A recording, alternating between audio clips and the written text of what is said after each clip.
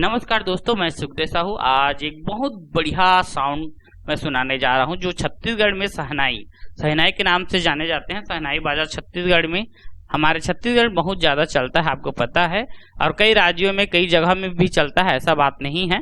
तो इसका साउंड मैं आपको सुनाने जा रहा हूं दोस्तों। वीडियो में ध्यान से बने रहिए और नए हैं तो हमारे चैनल को लाइक शेयर कमेंट सब्सक्राइब जरूर करें।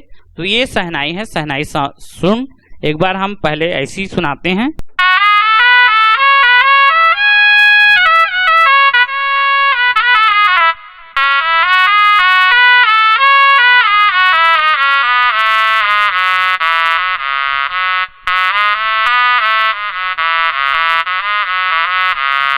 देखो दोस्तों, कुछ रिदम के साथ मैं सुना देता हूं आपको।